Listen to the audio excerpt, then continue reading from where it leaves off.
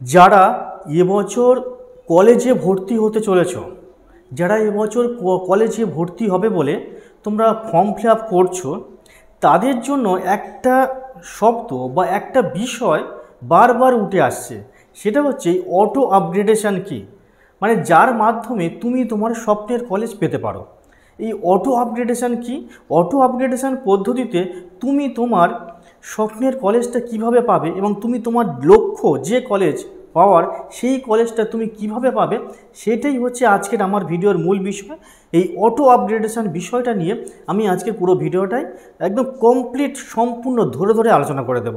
দেখো, এই auto upgradation বিষয়টা কিন্তু তোমাদের কলেজে ভর্তি হওয়ার ক্ষেত্রে খুব একটা ইম্পর্টেন্ট বিষয়, ঠিক আছে? তাই এই ভিডিওটা তোমরা শেষ পর্যন্ত মন দিয়ে দেখো, তাহলে তোমরা বুঝতে পারবে একদম পুরো ক্লিয়ারলি যে কিভাবে তোমরা অটো আপগ্রেডেশন অন করে তোমরা পরবর্তীতেও তোমার প্রিয় কলেজটা তুমি পেতে পারো। মূল বিষয় প্রথমে যেটা আমি বলবো সেটা হচ্ছে এই অটো আপগ্রেডেশন কি।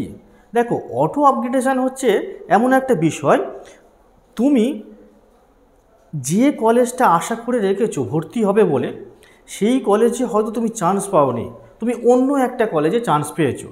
এই অটো আপগ্রেডেশনের মাধ্যমে তুমি তোমার সেই প্রিয় কলেজটা যেটা তুমি আশা করে আছো সেটা তুমি পেলেও পেতে পারো। এটাই হচ্ছে অটো আপগ্রেডেশন পদ্ধতি। তাহলে এই অটো আপগ্রেডেশন পদ্ধতি কিভাবে অন করব, কিভাবে এই পদ্ধতিটা তুমি অ্যাপ্লাই করবে, কিভাবে এই অটো আপগ্রেডেশন পদ্ধতির মাধ্যমে তুমি তোমার প্রিয় কলেজটা পাবে, এই বিষয়টা নিয়েই আমি পুরো আলোচনা করব। তাহলে মূল ভিডিওয় আমি আসছি। দেখো, তোমরা কলেজে ফর্ম ফিল আপের সময় তোমরা কলেজ প্রেফারেন্স দিয়েছিলে, মনে আছে? এখানে সর্বোচ্চ 25টা কলেজ তোমাদের দেওয়া যাবে, আর তোমরা সেই মতো করে কেউ 10টা, কেউ 15টা, কেউ 6টা, 7টা, 8টা বিভিন্ন কলেজে তোমরা নাম পরপর সিরিয়াল অনুযায়ী তোমরা দিয়েছো। এবার এখানে যে মূল প্রশ্নটা উঠে আসছে, তুমি 1 নম্বরে তোমার একটা প্রিয় কলেজ দিয়েছো, 2 নম্বর, 3 নম্বর, 4 নম্বর, 5 নম্বর, আমি এখানে 6টা দিয়ে এক্সাম্পল দিয়ে দেখানোর বোঝানোর চেষ্টা করছি।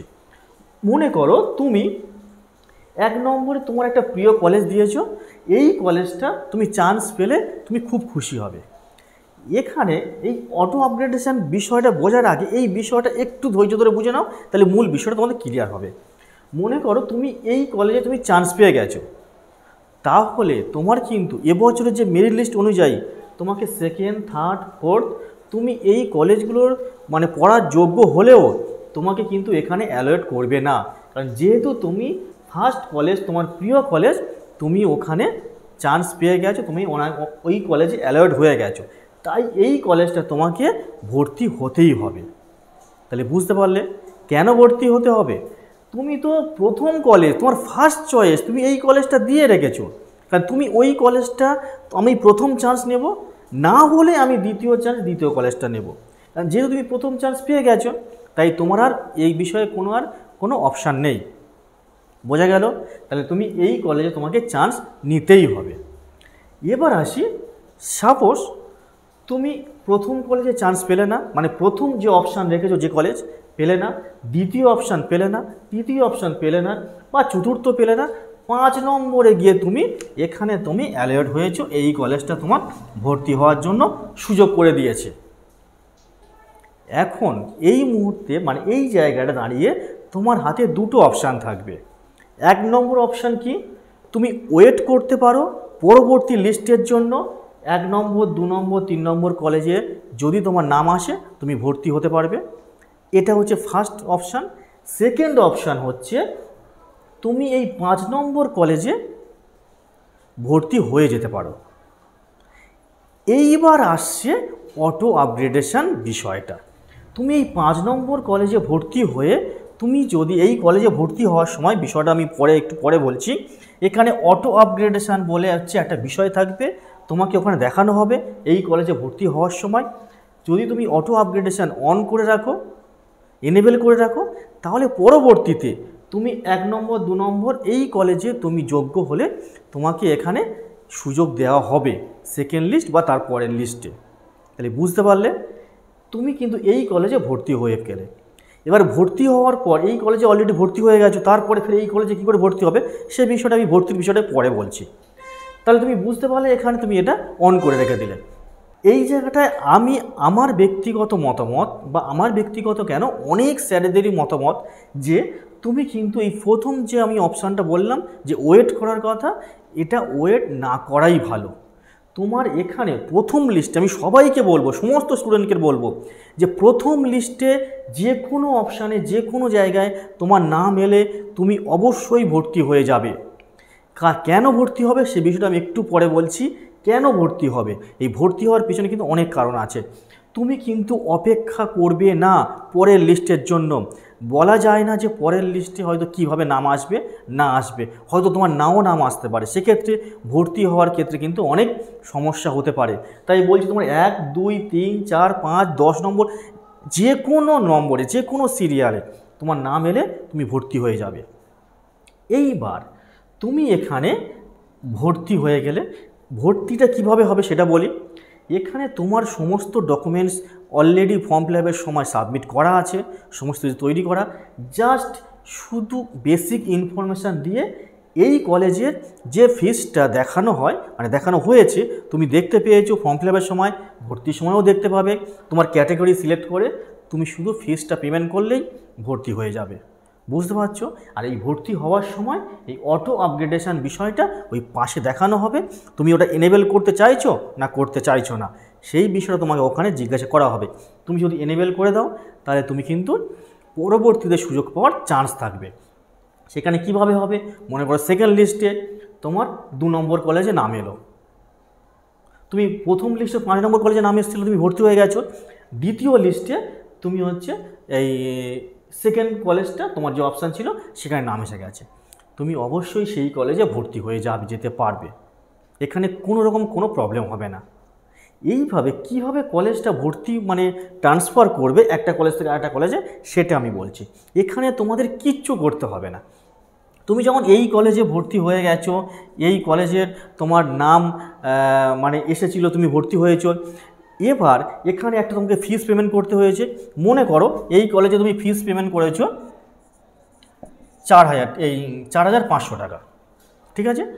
এবার তোমাকে এই কলেজে ফিস আছে 5,000 টাকা, ঠিক আছে। এবার তুমি 4,500 টাকা তোমার অলরেডি পেমেন্ট হয়ে আছে, তুমি শুধু জাস্ট এখানে 500 টাকা আর পেমেন্ট করলে তুমি এই কলেজে ভর্তি হয়ে গেলে।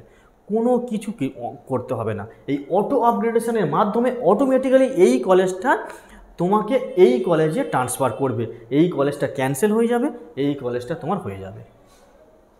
এরপরে আরও একটা অপশান আছে, সেটা কি, তুমি মনে করো তুমি 1 নম্বর কলেজটা চান্স পেতে চাইছো, সেক্ষেত্রে তোমাকে কি করতে হবে, তুমি আবারও এখানে ভর্তি হওয়ার সময় অটো আপগ্রেডেশন অন করে দিতে পারো। সেক্ষেত্রে তোমাকে পরবর্তীতে আবার এই 1 নম্বর কলেজটাতেও তোমার নাম যদি চলে আসে তাহলে সেখানেও একই রকম পদ্ধতিতে তুমি ভর্তি হতে পারবে। বুঝতে পারলে? সেখানেও তোমার অলরেডি এই 5,000 টাকা ফিস পেমেন্ট করে দেওয়া আছে। এখানে যাই হবে, যদি 6,000 টাকা মানে যদি এই কলেজে ভর্তি হয় তাহলে আর 1,000 টাকা দেবে। এমনকি আরও একটা কথা বলছি, মনে করো এখানে 4,000 টাকা ভর্তি, তাহলে তোমার অলরেডি 5,000 টাকা পেমেন্ট করা আছে, তাহলে তোমাকে এখানে 4,000 টাকা কেটে নিয়ে তোমার 1,000 টাকা তোমার অ্যাকাউন্টে রিফান্ড আসবে। কারণ তোমাদের ফর্ম ফিল আপের সময় তোমাদের যে পাসবুকের যে অ্যাকাউন্টের তোমরা জেরক্স জমা করেছিলে, সেই পাসবুকের সমস্ত ডিটেলস দিয়েছিলে, সেক্ষেত্রে সেই তোমার পাসবুকেতে তোমার অ্যাকাউন্টে 1,000 টাকা রিফান্ড করা হবে। তাহলে বুঝতে পারলে গোটা বিষয়টা কি। এখানে তাহলে মূল বিষয়টা আমি আরেকবার সাম আপ করছি, যে যদি তোমার 1 নম্বর কলেজটা মানে এই জায়গাটা কিন্তু আমি আগের ভিডিওতে বলেছিলাম, দেখো কলেজ প্রেফারেন্সটা কিন্তু খুব গুরুত্বপূর্ণ বিষয়।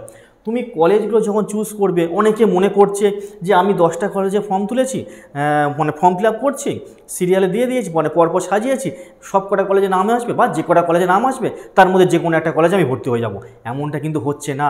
এটা আগের নিয়মের থেকে সম্পূর্ণ নতুন নিয়ম, যেটা বারবার বলছি সম্পূর্ণ নতুন নিয়মে এটা পুরো প্রক্রিয়াটা চলছে। তাহলে তোমাকে কিন্তু ওই নিয়ম হবে না। এখানে তুমি যদি 1 নম্বর কলেজে নাম আসে, তোমাকে 2 নম্বর 3 নম্বর আর আসবে না। যদি 2 নম্বরে নাম আসে তোমাকে এখানে ভর্তি হতে হচ্ছে, এগুলো আর আসবে না। যদি 3 নম্বরে আসে তাহলে এগুলো আর আসবে না। তাহলে এইভাবে যদি 2 নম্বর 3 নম্বরে নাম আসবে তাহলে তুমি এই অটো আপগ্রেডেশন অন করার মাধ্যমে তুমি কিন্তু ওপরের কলেজগুলোতে চান্স পাওয়ার সুযোগ পাচ্ছ। তাহলে গোটা বিষয়টা, গোটা প্রক্রিয়াটা তোমরা বুঝতে পেরেছো, কীভাবে এই ফিস পেমেন্ট করবে, কীভাবে ফিস পেমেন্টটা একটা কলেজের ফিস অন্য কলেজের এখানে এই পোর্টালের মাধ্যমে চলে যাবে। পুরো গোটা বিষয়টা আমি আশা করি বোঝাতে পারলাম। ঠিক আছে, এরপর এই যে তোমার প্রিয় কলেজ তুমি পেয়ে গেলে, তারপর আর কি আছে, তোমাদের বলেছিলাম যে ভেরিফিকেশান হবে, তোমাদের ফিজিক্যালি কলেজে এজেন্ট থাকতে হবে, মানে তোমার সশরীরে উপস্থিত থেকে এই ভেরিফিকেশান প্রক্রিয়াটা তোমরা কমপ্লিট করবে।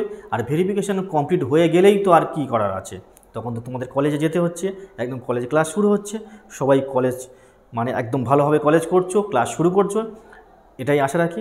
আজকের ভিডিওটা এই পর্যন্ত, ভালো থেকো সবাই, দেখা হচ্ছে পরের ভিডিওতে।